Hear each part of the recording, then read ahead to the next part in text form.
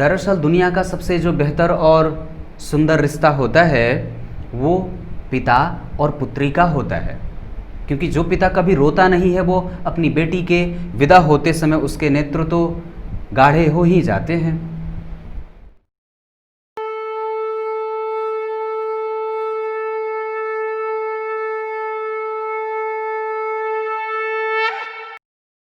प्रिय दर्शकों नमस्कार, एक बार फिर से उपस्थित हूँ आप सबके सामने। आज रविवार, आप लोग इस कार्यक्रम का बड़ा इंतज़ार करते हैं और बड़ी तल्लीनता से आप लोग अपना सवाल भी पूछते हैं और उतनी ही उत्कंठा से मैं आप लोगों के सवालों का इंतज़ार भी करता हूँ।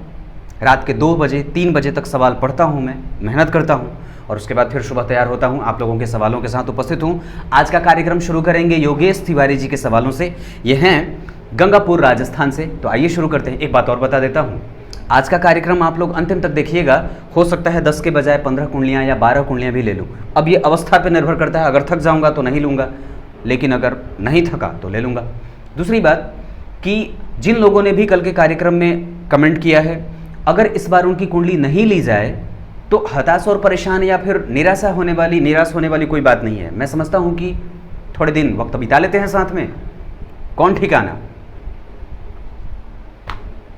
तो आइए शुरू करते हैं आज का कार्यक्रम योगेश तिवारी जी के सवालों के साथ। आइए शुरू करते हैं आज का कार्यक्रम योगेश तिवारी के सवालों के साथ। ये हैं 30 सितंबर 1995, 15:57, गंगापुर राजस्थान। इन्होंने पूछा है, क्या अध्यापक बन पाऊंगा? कितनी अजीब बात है, ज़रा विचार करके देखिएगा। दुनिया का सबसे बेहतर जो संबंध होता है वो पिता और पुत्री का होता है। पिता और पुत्री का होता है। ये संबंध जितना पवित्र होता है, शायद ही कभी कोई संबंध इसके जैसा पवित्र रहा हो। मैंने कल के कमेंट में एक कमेंट पढ़ा था जिसमें वो जातिका थी, उन्होंने कहा था कि उनके पिता उनके साथ अच्छे तरीके से या फिर उन्हें उनके विवाह को लेकर के उनके पिता को परेशानी है। देखते हैं उनकी कुंडली मैंने ली है या नहीं। तो आइए शुरू करते हैं। 30 सितंबर 1995, 15:57, गंगापुर राजस्थान। योगेश तिवारी जी ने पूछा है, शिक्षक बन पाऊंगा कि नहीं? श्रीमान बिल्कुल बन पाएंगे, आप प्रयास कर दीजिए और बिल्कुल आपकी कुंडली में तो शिक्षक योग बन भी रहा है। कारण है क्या? क्योंकि जन्म कुंडली मकर लग्न की बनती है। यहाँ 10 नंबर लिखा है, यहाँ के अधिपति होकर के यहाँ पे शनि बैठे हैं वक्री होकर के, तो लग्न का भी फल करेंगे। मकर लग्न वैसे सर्वोत्तम लग्नों में नहीं माना जाता है। लग्न में मकर लग्न सर्वोत्तम लग्न नहीं है। यहाँ के लोग अगर शनिवार को जन्मे हो तो थोड़े से कुंठा के शिकार हो जाते हैं। ऐसी स्थिति में कि मकर लग्न व्यक्ति का बन रहा हो तो व्यक्ति थोड़ा सा पॉलिटिकल माइंडेड होता है और अपना काम सिद्ध करने के लिए जब दशम स्थान का मंगल आपकी कुंडली में बैठा हो तब की बात कर रहा हूँ। मकर लग्न हो, दशम स्थान में मंगल यहाँ खुद बैठे हों अपने उच्चस्थ राशि से 4 घर पीछे, मंगल की यहाँ उच्च राशि बन रही है। 10 नंबर में मंगल उच्च के होते हैं मकर राशि में, तो यहाँ के अधिपति होकर के शनि बैठे द्वितीय भाव में, वाणी भाव के अधिपति वाणी भाव में बैठे शनि वक्री हुए तो लग्न का फल करेंगे। तो ऐसी स्थिति में व्यक्ति के काम में विलंब देंगे। लग्न में अगर शनि की उपस्थिति हो या लग्न शनि से प्रभावित हो तो काम थोड़ा सा लेट लतीफी होता है। व्यक्ति के न्याय और जीवन का न्याय उसके साथ थोड़े विलंब से होते देखा गया है। व्यक्ति न्याय प्रिय तो होता है लेकिन बहुत ज़्यादा प्रैक्टिकल हो जाता है। न्याय करने के चक्कर में कई बार वो स्मृति भूल जाता है। और दशम स्थान का मंगल और मकर लग्न, ऐसी स्थिति में व्यक्ति को थोड़ा सा अपने काम को सिद्ध करने के लिए व्यक्ति किसी का भी गर्दन मरोड़ देता है।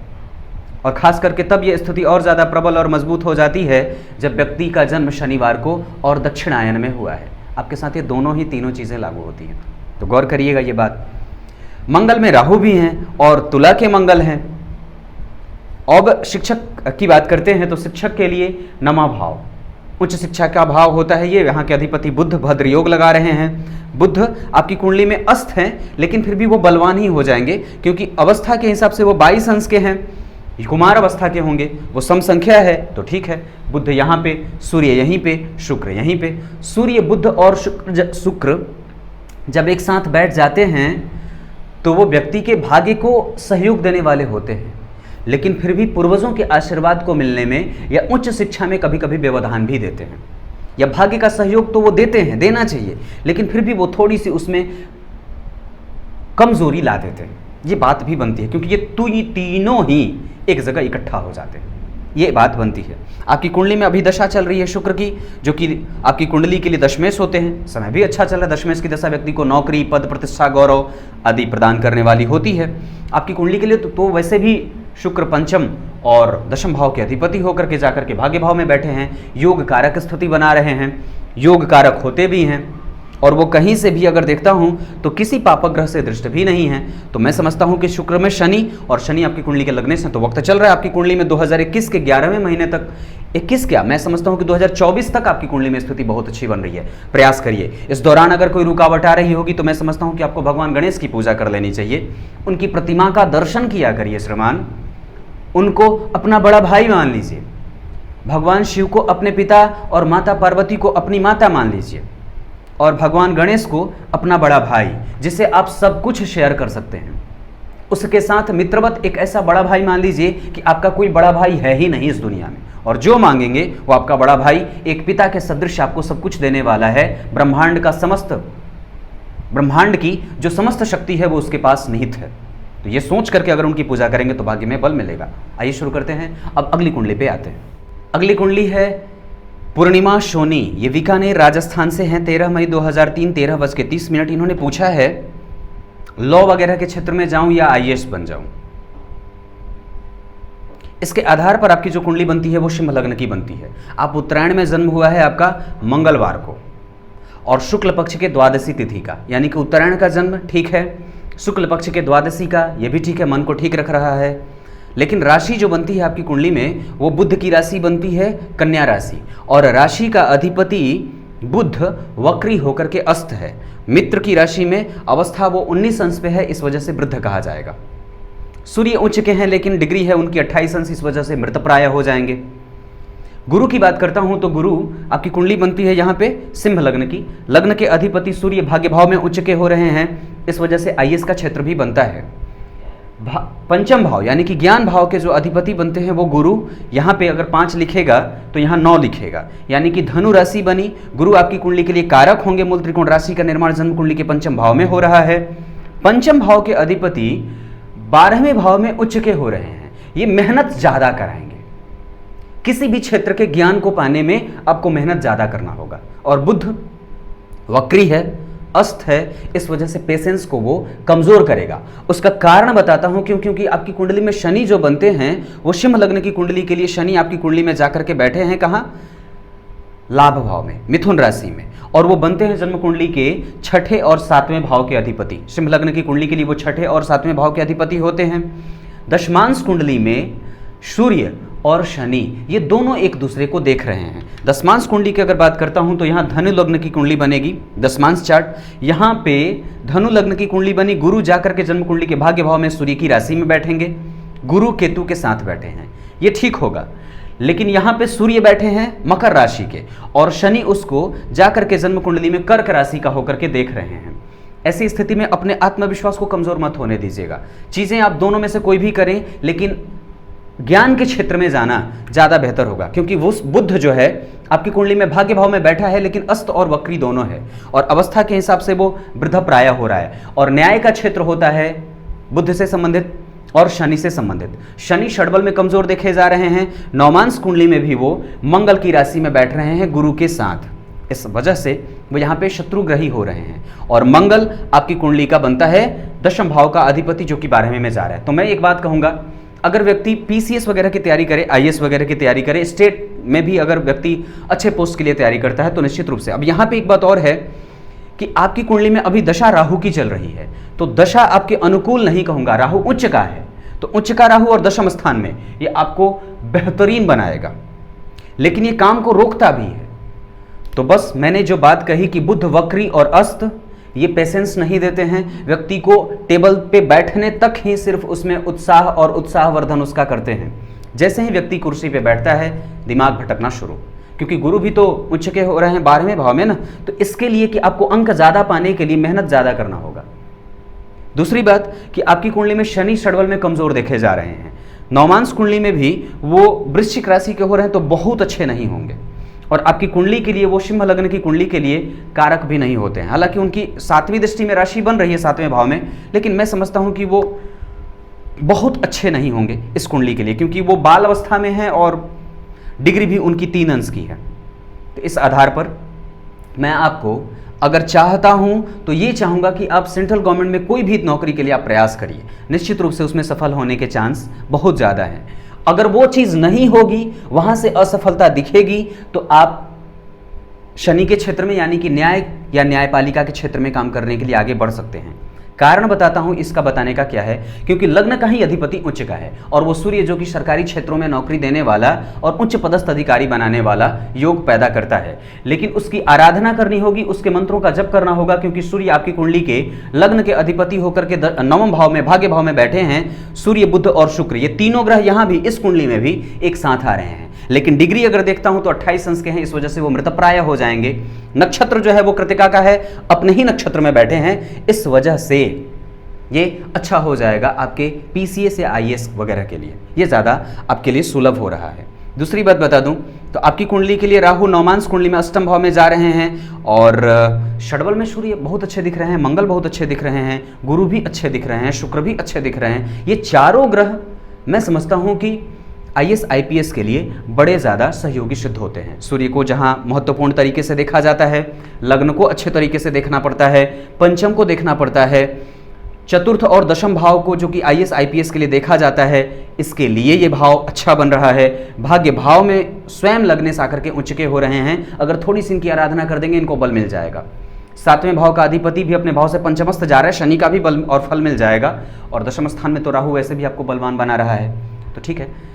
अभी आपकी कुंडली में दशा जो चल रही है वो राहु की चल रही है। पूर्णिमा जी याद रखिएगा, अभी आपको ये दशा परेशान कर सकती है 2031 तक, क्योंकि राहु जो है वो भूकंप लाने का काम करता है। जिस भी भाव में बैठेगा, वो कैरियर के भाव में बैठा है तो थोड़ा सा कंफ्यूजन वाले स्टेट में रखता है, तो घबराना नहीं है। गणेश जी की पूजा, सूर्य की पूजा, प्रत्येक दिन गणेश जी के मंत्रों का जप या सूर्य के मंत्रों का जप, या अगर हो सके तो नित्य प्रतिदिन किसी मंदिर का दर्शन किया करिए।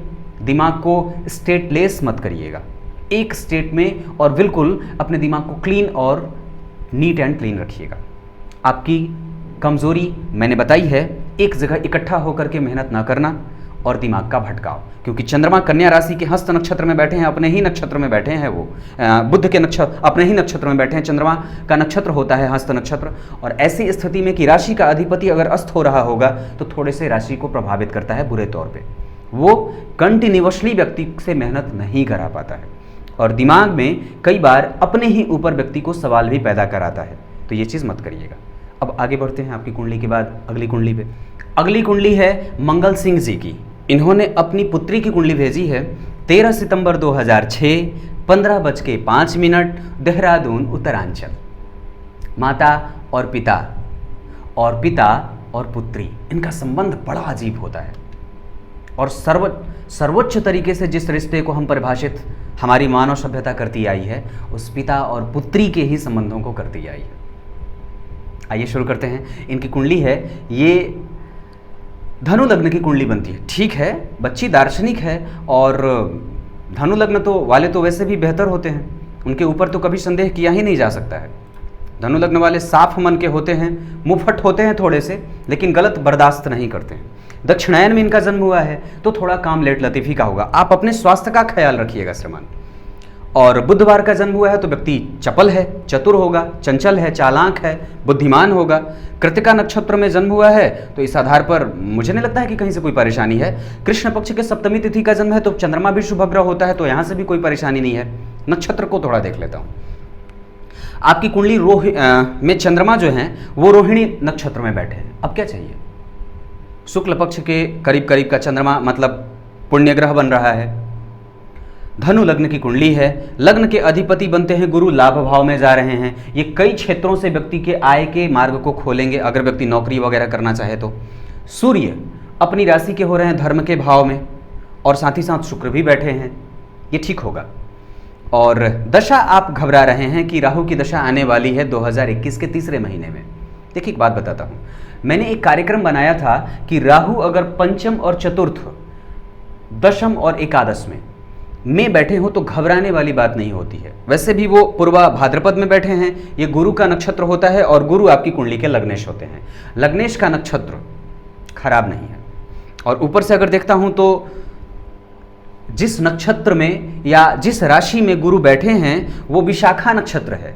विशाखा नक्षत्र अपने ही नक्षत्र में गुरु बैठे हैं, यानी कि अगर मैं गौर करता हूं तो राहु जो यहां बैठे हैं वो किसके नक्षत्र में बैठे? पूर्वा भाद्रपद में। ये गुरु का नक्षत्र होता है और गुरु जो कि लग्न के अधिपति होते हैं जाकर के एकादशवें भाव में, लाभ भाव में, अपने ही नक्षत्र के, यानी कि A बराबर B और B बराबर C, ये तीनों बिल्कुल बैलेंस हो रहे हैं। अब समझिएगा, तो गुरु, तो जिस राशि में गुरु बैठे हैं यहां शुक्र की राशि में, वो शुक्र उच्च के मतलब सूर्य के साथ ही बैठा है भाग्य भाव में अपने ही राशि का। ये ठीक है, घबराना नहीं। राहु में राहु की दशा 2023 तक रहेगी, तो हो सकता है कि बच्चे थोड़े मानसिक रूप से परेशान करे, आप लोगों को मन से परेशान करे, क्योंकि थोड़ा सा तो राहु का प्रभाव रहता है, लेकिन वो माता के स्वास्थ्य को ज़्यादा परेशान कर सकता है। ये बात बनती है, अपच वगैरह, एसिडिटी और जलन वगैरह या कब्जियत वगैरह की शिकायतें देंगे वो। राहु मीन राशि में बैठा है तो जल जनित बीमारियां देगा। मंगल और राहु का प्रभाव है तो हो सकता है कि ये कम प्रभावित हों, आप थोड़े ज़्यादा प्रभावित हों इनकी वजह से, लेकिन बहुत ज़्यादा परेशान होने वाली कोई बात नहीं है। मैं समझता हूँ कि दशम स्थान का मंगल है वो दिग्बली होकर के बैठा है और 2021 में, यानी कि अभी ये 2006 की हैं और चल रहा है तो 15 साल की हो जाएंगी, तो 15 साल के बाद खराब होने वाली कोई बात नहीं है। मैं समझता हूं कि 12 अगर नौमांस में भी अगर जाकर के देखता हूं तो चंद्रमा उच्च का है तो मन परेशान नहीं करेगा, शुभग्रह है। मंगल और बुध नौमांस कुंडली के पंचम भाव में बैठे हैं मीन राशि के होकर के, ये ठीक है, बहुत ज़्यादा मत परेशान होइएगा। जैसे ही राहु की दशा लगे, एक लाजवर्त या गोमेद इन्हें पहना दीजिएगा किसी भी उंगली में, अगर बाएं हथेली में बन जाए तो बाएं में, नहीं तो दाहिने में भी पहना सकते हैं, चांदी में, शनिवार के दिन। बस इतना ही काम। अगर बच्ची बहुत ज़्यादा थोड़ी बड़ी हो जाएं और मंत्र पढ़ने के लायक हो जाएं तो हमें इनके संस्कार में ही मंत्रों का जप आरंभ करा दीजिए, क्योंकि राहु की दशा तो रहेगी, लंबी चलेगी, तो ये पूरा जो है वो एक लंबी और अच्छी खासी अवस्था इन्हें इस दौर से गुजारना होगा। इस आधार पर मैं ये बात कहता हूँ कि इनको एक लाजवर्त पहना दीजिएगा। और एक उपाय आपको और बताऊंगा, वो यहाँ नहीं बताऊंगा, आप मुझे व्हाट्सएप पे संपर्क करिएगा, मैं वहाँ बता दूंगा। अब अगली कुंडली की तरफ बढ़ते हैं। जरूर संपर्क करिएगा, जरूर ही संपर्क करिएगा। अगली कुंडली है शाश्वत जी की। ये हैं परसिया, मध्य प्रदेश, 18 जून 1996, 20:10। इस आधार पर कि आपकी कुंडली शुक्ल पक्ष के तृतीया तिथि की बनती है, उत्तरायण में मंगलवार का जन्म है। उत्तरायण में जन्म ये ठीक है, मंगलवार का जन्म थोड़ा क्रोधी बनाता है, क्योंकि हैं आप धनु लग्न के। धनु लग्न के लोग स्वभावतः थोड़े क्रोधी होते हैं और ये और ज़्यादा बढ़ जाएगा क्योंकि लग्न में ही गुरु बैठे हैं। धनु लग्न की कुंडली 9 नंबर से शुरू होती है, यहीं पे गुरु वक्री होकर के बैठे हैं। इस वजह से आपके व्यक्तित्व का क्षय भी करेंगे, तो मेहनत ज़्यादा करना पड़ेगा किसी भी चीज़ को पाने के लिए, थोड़ा सा मेहनत करना होगा, क्योंकि चतुर्थ भाव में ही शनि और केतु बैठे हैं। ऐसी स्थिति में माता के स्वास्थ्य को ये परेशान करेंगे और उनको भी स्वास्थ्य में परेशानी देने वाले बन रहे हैं। राहु की स्थिति बहुत अच्छी है, ये बड़े लेवल पे ले जाकर के व्यक्ति को काम कराती है। सरकारी नौकरी के बारे में आपने पूछा है, ठीक है। प्रतियोगिता भाव का अधिपति यहाँ जन्म कुंडली में शुक्र की राशि बनेगी। धनु लग्न की कुंडली के लिए प्रतियोगिता भाव के अधिपति बनते हैं शुक्र, यहाँ के अधिपति होकर के वहीं बैठे हैं। मंगल जो कि पंचम भाव का अधिपति होता है, धन का संबंध बना करके प्रतियोगिता में जा रहा है और वहाँ से चौथी दृष्टि से भाग्य भाव को देख रहे हैं, ये ठीक है। सूर्य की राशि को देखेंगे, ये भी ठीक है। मंगल तो आपकी कुंडली में कारक भी होते हैं, तो मंगल कारक, गुरु भी कारक और सूर्य भी कारक, ये तीनों कारक अगर ग्रहों की बात करता हूं तो गुरु तो हंस योग लगा ही रहे हैं। मंगल पंचम भाव के अधिपति होकर के धन का संबंध बना करके प्रतियोगिता भाव में बैठ करके जन्म कुंडली के भाग्य भाव को देख रहे हैं। सूर्य यहाँ के अधिपति होकर के जा रहे हैं बुध की राशि में और आपको दशा भी अभी बुध की ही चल रही है, जो कि चलेगी, अभी ये चली है 2017 से और चलेगी। 17 साल की बुध की दशा होती है, तो जोड़ लीजिए 17 और 17 34, 2034 तक चलेगी। बुध की अवस्था की बात करता हूं तो बुध आपकी कुंडली में बैठे हैं जाकर के जन्म कुंडली के वृषभ राशि में, और ये इनकी स्थिति है तो ये रोहिणी नक्षत्र में बैठे हैं। शत्रुग्रही होंगे सर, ये शम राशि के होंगे और ऐसी स्थिति में इनकी डिग्री जो है वो 12 अंश की है, तो युवा है, तो बुध तो ठीक है। दशम मेष की अगर दशा चलती है तो नौकरी वगैरह के कार्य क्षेत्र में लाभ मिलता है। नौमांस में बुध यहाँ बैठ करके आपके व्यक्तित्व को देख रहे हैं, ये भी ठीक है। मंगल के साथ बैठे हैं और वो मंगल आपकी कुंडली का वैसे भी धन भाव का अधिपति है, तो धन भाव का अधिपति सप्तम में गया, बुध के साथ बैठा और लग्न को देख रहा है। व्यक्ति अगर व्यवसाय भी करना चाहे तो कर सकता है, उसकी भी मना है नहीं है। और दशमांश कुंडली में अगर आता हूं तो आपकी कुंडली जो नक्षत्र बनती है वो पुनर्वसु का, तो गुरु से प्रभावित, और लग्न कुंडली में तो गुरु वैसे भी उच्च के मतलब अपने स्वराशि के हैं। और ऐसी स्थिति में तो अंश के आधार पर वो स्वराशि का फल करेंगे। और दशमांश कुंडली में वो गुरु उच्च के हो रहे हैं, नौकरी के भी योग हैं श्रवण, बिल्कुल हैं, क्योंकि सूर्य भी है दशमांश कुंडली में यहीं पे और उच्च के गुरु भी बैठे हैं। बहुत बढ़िया है, मंगल भी स्वराशि का है, प्रयास करिए, बन जाना चाहिए। आपके पास योग है और समय भी चल रहा है, कोई कमज़ोर वक्त तो चल नहीं रहा है कि मैं ना में उत्तर दूं, बिल्कुल नहीं दूंगा। और आपकी कुंडली के नौमांश चार्ट में चंद्रमा, राहु और शुक्र ये सभी शुभ ग्रह की राशि में बैठे हैं, बिल्कुल है, आपकी कुंडली बहुत अच्छी बन रही है, भटकने की कोई आवश्यकता नहीं है। जो कमजोरी के तौर पे मैं जो चीज़ देख रहा हूं वो हो सकता है कि आपकी कुंडली में राहु का प्रभाव है, शुक्र के ऊपर राहु का प्रभाव है, मंगल के ऊपर राहु का प्रभाव है, दशमेश के ऊपर और दसम स्थान में ही बैठा है। यहाँ बैठ करके वो सप्तमेश को देख रहा है। इस वजह से मैं एक बात कहूँगा, विवाह वगैरह मिला करके करिएगा और बहुत ज़्यादा अपने दिमाग को भटकाव की स्थिति में मत रखिएगा। निर्णय और नेत्र दोनों को बांध करके रखने की आवश्यकता है। गणेश जी की पूजा करिए, अभी दशा उनकी चल रही है, निश्चित रूप से कुछ ना कुछ हो जाएगा। गणेश जी की पूजा के लिए आपको बता दूं, उनके मंत्रों का जप, ओम गं गणपतये नमः का प्रत्येक दिन 20 मिनट जप करिए, देखिए आपके सामने कोई टिकेगा नहीं। अब अगली कुंडली की तरफ बढ़ते हैं। अगली कुंडली है दिव्या शर्मा जी की, 14 जुलाई 1984, 3:15, आगरा, उत्तर प्रदेश।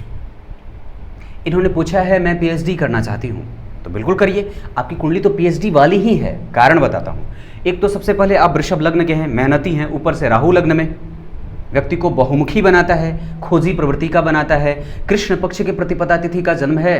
हालांकि दक्षिणायन में जन्म है तो थोड़ा सा आत्मविश्वास पे सवाल उठता होगा, वो मत होने दीजिएगा। आपसे ज़्यादा बलशाली इस धरती पे कोई हुआ ही नहीं है, बस यही मान के चलिए, आपसे ज़्यादा श्रेष्ठ कोई है ही नहीं। वृषभ लग्न, मेहनती होना, लग्न में राहु का होना, बहुमुखी होना कंफ्यूजन में थोड़ा रखता है, क्योंकि ये उच्च का है ना, तो बल इसका जो है वो दौर आता है और दौरा आता है। वृषभ लग्न, लग्न के अधिपति बनते हैं शुक्र, वो जाकर के जन्म कुंडली में कहाँ बैठे हैं, जाकर के बैठे हैं यहाँ कर्क राशि में। अब विचार करिए, आपके सवालों पे आता हूँ। आपने सवाल पूछा है पीएचडी, यहाँ से विचार किया जाता है, यहाँ से विचार किया जाता है और यहाँ से। तो सबसे पहले अगर मैं देखता हूँ उच्च शिक्षा का मालिक, तो उच्च शिक्षा का मालिक बनता है शनि। यहाँ पे एक शुभ ग्रह बैठा जो पराक्रम भाव का अधिपति है। गौर करिएगा, यहाँ बनी 2 नंबर की राशि तो यहाँ बनेगी 4। यहाँ के अधिपति होते हैं चंद्रमा, वो पराक्रम भाव के अधिपति एक शुभ ग्रह को बैठाए हैं यहाँ। दरअसल एक नहीं 2, शुक्र और बुध दोनों शुभ ग्रह होकर के बैठे हैं। आपके व्यक्तित्व में ऐसे भी समाया हुआ है मेहनत करना, इसको और ज़्यादा बलवती स्तुति यहाँ पे शुक्र और बुध शुभ ग्रह की राशि में बैठ करके कर दे रहे हैं। हालांकि तीसरे भाव में, छठे भाव में, 8वें भाव में और 11वें भाव में शुभ ग्रह बहुत अच्छा फल नहीं करते देखे गए हैं, लेकिन फिर भी यहाँ पे ठीक होगी, क्योंकि चंद्रमा उसको देख रहा है। चंद्रमा पराक्रम का अधिपति होकर के मकर राशि में बैठ करके यहाँ का अधिपति जो कि उच्च में हो रहा है छठे भाव में, ये बहुत अच्छी बात है, इससे ज़्यादा कुछ अच्छा हो ही नहीं सकता है, क्योंकि यहाँ पराक्रम भाव का अधिपति भाग्य में बैठा पुनः पराक्रम को 7वीं दृष्टि से देख रहा है, ये श्रेष्ठ है। चंद्रमा, बुध और शुक्र का प्रभाव पराक्रम भाव पे होगा। भाग्य भाव का अधिपति और उच्च शिक्षा का अधिपति शनि उच्च के हो रहे हैं और मंगल के साथ हैं। मंगल अपनी राशि की तरफ बढ़ रहे हैं। याद करिए, मैंने ये बात कही थी कि जन्म कुंडली में अगर राशि का अधिपति अपनी राशि की तरफ बढ़ रहा हो ना, तो ठीक उसकी स्थिति वही हो जाती है। पत्नी सज के बैठी हो तो वो इंतजार करती है कि किसी भी तरीके से उसके पति की दृष्टि उस पर पड़ जाए। राशि का अधिपति अपनी तरफ बढ़ रहा है, वो जरूर लाभ करेगा। शनि मंगल आपको शत्रुहंता बनाएंगे। स्वास्थ्य को ध्यान रखने की आवश्यकता है। रक्तजनित बीमारियां ये देते हैं, ऑपरेशन वगैरह कराते हैं, तो इस वजह से पेट का ख्याल जरूर रखिएगा। अब यहाँ पे देखिए, रिसर्च वगैरह का भाव ये भी होता है 8वां भाव। यहाँ पे इस भाव का जो अधिपति है वो यहीं बैठा है और वो भी ज्ञान का कारक गुरु। तो पेट का रोगी तो वो यहाँ से भी बनाएगा, एसिडिटी, कब्जियत, जलन वगैरह की समस्या देता है और उसकी स्थिति स्वास्थ्य में परेशानी यहाँ से भी दिख रही है। और उच्च शिक्षा का मालिक उच्च का हुआ, खोज और पीएचडी करने का भाव यहाँ से भी देखा जाता है। यहाँ का अधिपति यहीं बैठा है और वो ठीक है, बिल्कुल करिए, परेशान नहीं होना है। क्योंकि मैं अभी दशा में भी देख रहा हूँ तो आपकी कुंडली में अभी दशा गुरु की ही चल रही है, अष्टमेश की दशा है, ठीक है, बिल्कुल घबराने वाली कोई बात नहीं है, क्योंकि वो लाभेश भी तो होता है। हालांकि लाभ भाव के अधिपति का अष्टम में जाना थोड़ा कमजोर होता है, तो मेहनत थोड़ा करना पड़ेगा, घबराइएगा मत। अब अगली कुंडली की तरफ बढ़ते हैं। अगली कुंडली है जितेंद्र चौहान की, इन्होंने अपनी पत्नी की कुंडली भेजी है, प्रियंका चौहान नाम है इनका, 5 मार्च 1990, 20:15, बुलंदशहर उत्तर प्रदेश। इस आधार पर आपकी कुंडली बनती है कन्या लग्न की। अब गौर करिएगा, कन्या लग्न की कुंडली बनी, बुध जाकर के जन्म कुंडली में बैठे हैं रोग भाव में। व्यक्तित्व में ही थोड़ा सा स्वास्थ्य को मैं कमजोर देख रहा हूं, ये अवयोग है। और ऐसी स्थिति में कि जब यहाँ का अधिपति शनि, अब ये गौर करना चाहिए कि लग्न का अधिपति क्या रोग में बैठा तो व्यक्ति को जीवन पर्यंत रोग ही देगा? ऐसा नहीं है। व्यक्ति को प्रतियोगी बनाता है, व्यक्ति किसी भी परिस्थिति से डट करके आगे बढ़ता है और जीवन के यात्रा को पूरा करता है। लेकिन अब निर्भर इस पे करता है कि छठे भाव के अधिपति की स्थिति क्या है लग्न और नवमांश में। तो गौर करिए, यहाँ बनेगी जन्म कुंडली में शनि की राशि कुंभ राशि, और यहाँ के अधिपति होकर के शनि कहाँ बैठे हैं? यहाँ पे। अब यहाँ पे अगर शनि बैठेंगे तो ऋण का अधिपति, रोग का अधिपति सुख भाव में आ रहा है, तो ये परेशान करेगा। छठे, 8वें, 12वें भाव के अधिपति जिस भाव में बैठते हैं उस भाव को कमजोर करते हैं। और वैसे भी अभी दशा भी आपकी कुंडली में शनि की ही चल रही है, और ये 2018 से ही इनको परेशान कर रहा होगा। और इस वजह से दाम्पत्य को मैं या आपके सुख को मैं थोड़ा सा विचलित और परेशान सा देख रहा हूँ, क्योंकि शनि गुरु की राशि में बैठे हैं, वो बहुत अच्छी राशि में नहीं बैठे हैं, गुरु उनके शत्रु होते हैं, शत्रुग्रही हैं। हालांकि फिर भी गुरु उसको सुलभता देते हैं, तो दवाइयों से ठीक होने की बात है। दूसरी बात कि जन्म कुंडली के नवांश चार्ट में भी शनि धनु के ही हो रहे हैं, लेकिन सप्तम भाव में बैठे हैं, तो वो भी ठीक नहीं है। गुरु के साथ बैठे हैं और बुध के साथ बैठे हैं, तो ऐसी स्थिति में वो पेट से संबंधित समस्या को दिखा रहे हैं। तो रत्न आपने पूछा है, तो रत्न के आधार पर अगर मैं बता देता हूं तो शनि की दशा चल रही है, शत्रुग्रही है, मृतप्राय है। आप रत्न से ज्यादा शनि की पूजा, हनुमान जी की पूजा करिए, हनुमान जी की पूजा करिए, सुंदरकांड का पाठ करवाइए घर में। अगर हो सके तो इनसे, चूंकि चंद्रमा और गुरु दोनों एक साथ ही बैठे हैं दशम स्थान में, और ये यहाँ पे ठीक है, दशम स्थान में व्यक्ति को ये लाभ देने वाले होते हैं, पति को सहयोगी और पति के लिए सहयोग सिद्ध होता है यहाँ से। लेकिन एक बात और जो है कि मंगल उच्च का है, राहु और शुक्र के साथ बैठा है, तो ये रोग व्याधि वगैरह देते हैं। और वैसी भी स्थिति में कि भाग्य भाव के अधिपति राहु के साथ जब संयोग कर रहे हों, और राहु और शुक्र तो अच्छा फल करेंगे यहाँ पे, लेकिन फिर भी ये स्वास्थ्य को बाधा में रखने के लिए जाने जा रहे हैं। पूजा के तौर पे मैं एक ही बात कहूँगा, जिस ग्रह की दशा चल रही है उसके मंत्रों का जप करिए, और उससे संबंधित थोड़ा सा दान वगैरह, गाय को चना वगैरह खिलाया करिए या गुड़ वगैरह खिलाया करिए, ये काम कर सकते हैं। गौ माता की सेवा अगर इनसे कराई जाए तो ज़्यादा लाभ मिलता है। 5 बार परिक्रमा करके प्रत्येक सोमवार के सोमवार, जन्म के वार के दिन 5 बार गाय की परिक्रमा करके, अगर शुद्ध देशी गाय मिल जाए तो अति उत्तम है, और उन्हें गुड़ खिलाया करिए। गुरुवार के दिन पीला वस्त्र ब्राह्मणों को थोड़ा दान दिया करिए। ये अगर व्यक्ति रोगी हो ना, गौर करिएगा, व्यक्ति अगर रोग से परेशान हो तो 2 ही काम करना चाहिए, या तो उसके मंत्रों का जप आरंभ कर दीजिए खुद से संकल्प लेकर के, और नहीं तो फिर गौ सेवा कर दीजिए, या तो फिर दान कर दीजिए। ये तुरंत खत्म हो जाता है। ये मैं अपनी बात नहीं कह रहा, और ना मैं ज्योतिषीय दृष्टिकोण से कह रहा हूँ, ये मैं अपने उस चीज़ की बात कर रहा हूँ जहाँ से मैंने सबसे ज़्यादा सीखा है, जहाँ से मैंने सबसे ज़्यादा सीखा है। गाय की सेवा और चीज़ों की स्थिति दान की बहुत लाभ करती है, तुरंत 7 से 10 दिन में ये लाभ कर देता है। अब आगे बढ़ते हैं। अगली कुंडली है ज्योत्सना जी की, 27 जुलाई 1977, 23:44, बांदा उत्तर प्रदेश। मैं जानता हूं कि आप मुझसे पहले कहीं और भी दिखाए होंगे, और मैं ये नहीं जानता कि लोगों ने आपसे क्या कहे हैं। मैं जो जानता हूं वो आपको बताता हूं। आपने पूछा है विवाह के लिए, आपकी कुंडली में 2021 के 12वें महीने तक एक समय आ रहा है विवाह का। आप अगर प्रयास करें तो शायद संभव हो जाए। दूसरी बात, अभी तक विवाह नहीं हुई या विवाह का सुख नहीं मिला, इसका कारण बता देता हूँ, क्योंकि कारण अगर जान जाएंगे तो निश्चित रूप से किसी भी कुंडली को समझने में आसानी हो जाती है। गौर करिएगा, मेष लग्न की कुंडली बनती है, ध्यान से, मेष लग्न की कुंडली बनती है, यहाँ 1 नंबर लिख रहा है। लग्न के अधिपति बनते हैं मंगल, वो द्वितीय भाव में गए, और वो बैठे हैं किसके साथ? वो होते कहाँ के अधिपति हैं? अष्टम भाव के अधिपति। लग्नेश और अष्टमेश होकर के मंगल द्वितीय भाव में बैठे, किसके साथ बैठे हैं? शुक्र के साथ, जो आपकी कुंडली के कहाँ का अधिपति होता है? सप्तम भाव के अधिपति। लग्न, अष्टम और सप्तम, इन तीनों का संबंध जन्म कुंडली के द्वितीय भाव में हो रहा है। मंगल विवाह कराते हैं, वो दशा में आ रहे हैं, क्योंकि चौथी दृष्टि से वो पंचम भाव को, 7वीं दृष्टि से वो खुद की राशि को, और 8वीं दृष्टि से भाग्य भाव को देख रहे हैं। अब गौर करिएगा कि और इसमें परेशानी क्यों बनी थी। क्योंकि जन्म कुंडली में यहाँ कर्क राशि बन रही है। यहाँ 1 2 3 4 कर्क राशि के अधिपति चंद्रमा बैठे हैं गुरु की राशि में, भाग्य भाव में। और यहाँ के जो अधिपति बनते हैं, जो कि पति का सदृश होता है, पति के सदृश और पति के लिए देखा जाता है, वो ग्रह है आपकी कुंडली में त्रिक भाव में बैठा है। और बैठा भी तो किस भाव में? अति शत्रु की राशि में, बुध की राशि में। और वो गुरु भाग्य भाव के अधिपति होकर के त्रिक भाव में बैठे, यहां से वो भाग्य भाव को देखने का काम कर रहे हैं, इस वजह से शायद विलंब से ही विवाह हो जाए।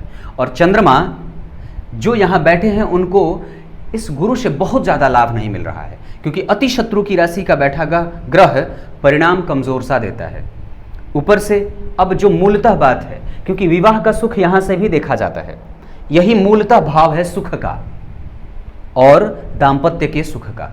तो यहां पे सूर्य और शनि इस भाव को बहुत ज्यादा छत विछत कर रहे हैं, क्योंकि सूर्य आपकी कुंडली के लिए बनते हैं जन्म कुंडली के पंचम भाव के अधिपति, त्रिकोण के अधिपति होकर के केंद्र में आ रहे हैं, लेकिन वो बैठे हैं शनि के साथ, जो कि आपकी कुंडली में अगर देखता हूं तो पापी भाव का अधिपति भी बनता है 10 और 11। इस वजह से यहां पे थोड़ी सी परेशानी बन रही है। नवमांस कुंडली में भी राहु और शनि केतु का प्रभाव है। नवमांस कुंडली में राहु यहां, शनि यहां और केतु यहीं पे, ये कमजोर कर रहे हैं। ऊपर से अब गुरु की चर्चा करते हैं कि पति देर से क्यों मिल रहा है या अभी तक नहीं मिला तो क्यों। तो आपकी कुंडली में अभी मंगल की दशा चल रही है। मंगल आपकी कुंडली के लग्नेश होते हैं और वो स्थिति में है कि अगले वर्ष वो शायद विवाह करा दे, लेकिन गोचर में गुरु की स्थिति कुछ अच्छी नहीं बन रही है। नवमांस में भी अगर देखता हूं तो 2020 के 10वें महीने के बाद स्थितियां कुछ आपके अनुकूल आती दिख रही हैं, उसके आधार पर दशा बदल रही है और बन रही है। तो उसके बाद अगर मैं और गौर करूं, अगर तो दाम्पत्य को मैं यहाँ पे कमजोर देख रहा था, और इस वजह से मैंने ये बात कही कि दाम्पत्य का अधिपति, अब गौर करिएगा तो जन्म कुंडली में दाम्पत्य का अधिपति शुक्र बना, वो अपने भाव से 8वें गया। 6ठे 8वें के संबंध में ये मृत्यु और कमजोरी का कारण बनता है। पति मिलने में विलंब क्यों हुआ, तो इस बात की अगर चर्चा करते हैं तो यहां से पति का भी विचार किया जाता है।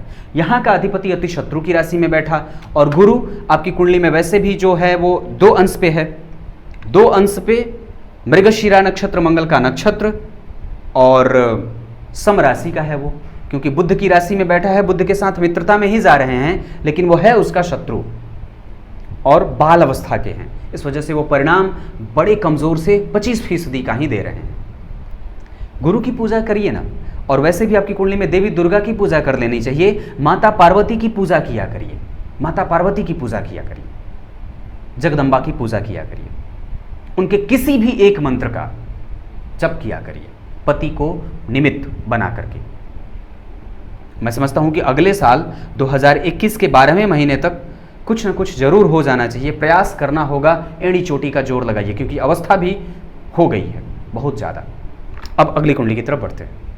मेरी शुभकामनाएं आपके साथ ही हैं हमेशा। अगली कुंडली है श्री कृष्ण तिवारी, ये हैं रायसेन मध्य प्रदेश। 31 दिसंबर 1995, 23:30। इन्होंने पूछा है क्या मैं सिंगर बन सकता हूँ। आपकी कुंडली कन्या लग्न की है, वाणी से संबंधित तो कारोबार आपका बनता है, क्योंकि लग्न में ही राहु बैठा है और दशमेश भी बुद्धि बनते हैं। यहाँ के अधिपति होकर के वो पंचम भाव में जा रहे हैं, मंगल बुध उच्च के मंगल के साथ और शुक्र के साथ। बिल्कुल बनिए।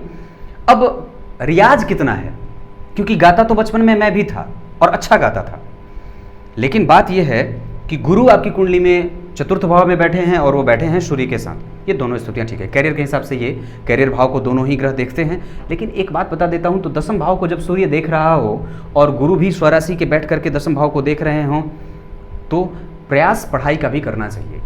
आप शिक्षक भी बन सकते हैं, प्रोफेसर भी बन सकते हैं, क्योंकि आपकी कुंडली में शश महापुरुष योग यहाँ बना हुआ है। नवमांस में भी वो शनि हालांकि कमजोर हो रहे हैं, नहीं बन रहा है, बहुत अच्छे तरीके से तो नहीं बन रही है, लेकिन फिर भी मैं समझता हूं कि उसका प्रभाव रहेगा, क्योंकि मंगल उच्च का है, गुरु अपनी राशि के हो रहे हैं, मूल त्रिकोणस्थ होकर के बैठे हैं, राहु लग्न में, बुध दशम भाव के अधिपति और लग्न के अधिपति होकर के पंचम भाव में, ये व्यक्ति को वाणी से संबंधित कार्य में ले जाता है। शिक्षक बन जाइए, अगर अच्छा गायक नहीं बन सकते हैं तो। योग भी है आपकी कुंडली में। अभी अगर देख रहा हूं तो चंद्रमा की दशा चल रही है, जो कि आपकी कुंडली का लाभेश होता है। लाभ का अधिपति होकर के उच्चाभिलाषी हो रहा है, लेकिन अष्टम में बैठा है। लाभेश की दशा अच्छी होती है, व्यक्ति को गौरव देती है, सम्मान, पद, प्रतिष्ठा, धन, मान, ये सारी चीज़ें देती हैं।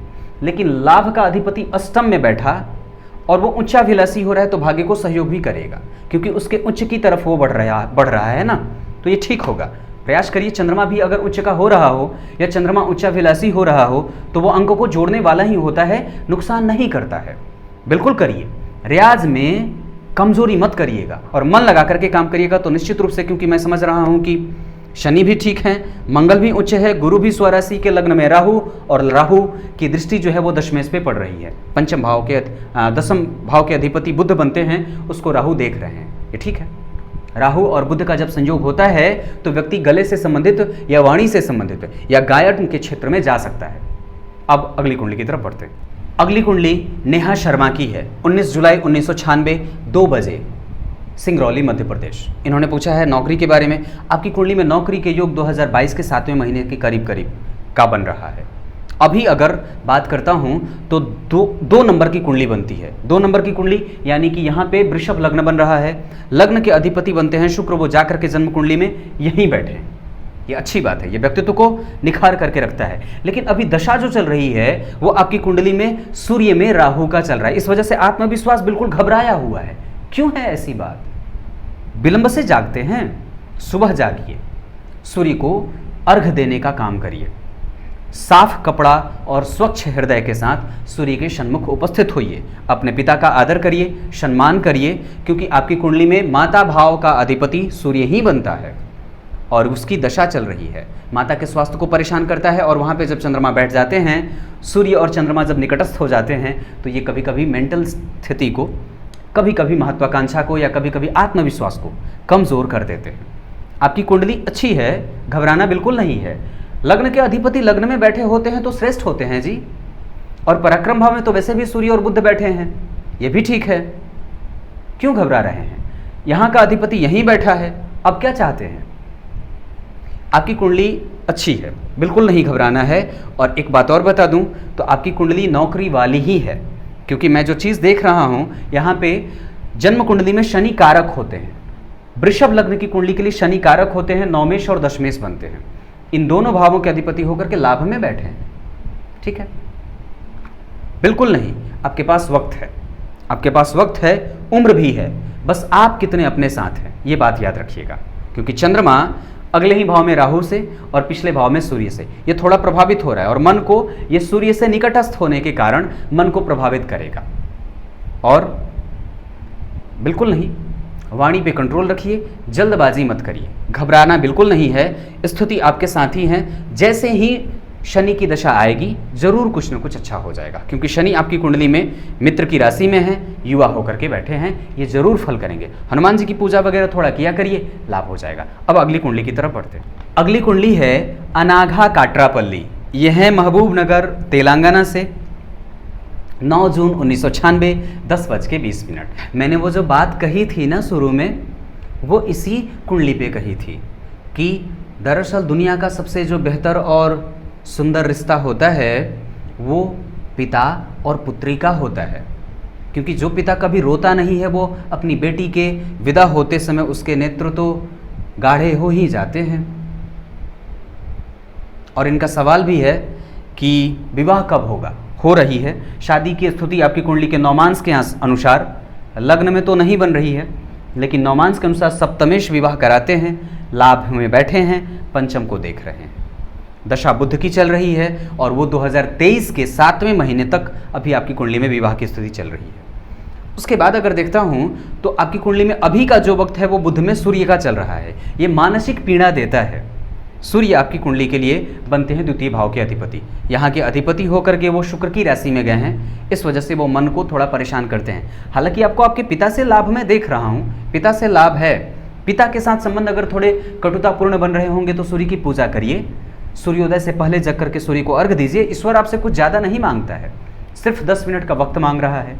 अगर विवाह में विलंब हो रहा होगा तो शनि के बीज मंत्रों का जप कर लीजिएगा, और नहीं तो माँ कात्यायनी की पूजा किया करिए। कात्यायनी मंत्र जो होता है उसकी पूजा या फिर उसका मंत्र, उस मंत्रों का जप, उस मंत्र का जप आप कर सकते हैं।